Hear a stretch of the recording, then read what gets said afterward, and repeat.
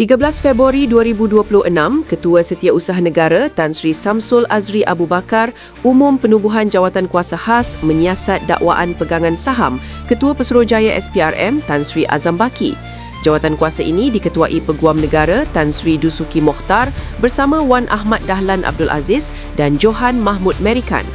Pusat Memerangi Rasuah dan Kronisme C4 Center menegaskan bahawa jawatankuasa penyiasatan ini kurang bebas daripada pengaruh eksekutif dan gagal mengembalikan keyakinan awam. Respons terhadap laporan Bloomberg 1 daripada individu dan organisasi yang berkaitan dengan eksekutif bersifat menidakkan dakwaan tersebut. Ketua Pesuruhjaya sendiri telah mengakui pembelian saham tersebut.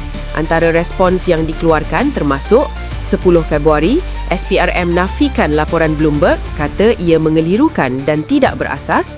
11 Februari, PM Anwar Ibrahim mengapa perlu singkirkan seseorang yang sedang jalankan tugasnya, baca penjelasan beliau.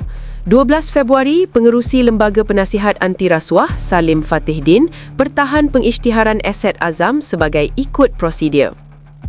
Isu saham Azam Baki bukan kali pertama. Pendedahan wartawan bebas pada 2021 mencetuskan demonstrasi dan Malaysia kini pula melaporkan kes baru pada 11 Februari 2026. Lebih membimbangkan, laporan Bloomberg kedua pada 12 Februari 2026 mendakwa wujud penyalahgunaan kuasa, kolusi dengan rangkaian ahli perniagaan dan kelemahan sistemik dalam SPRM.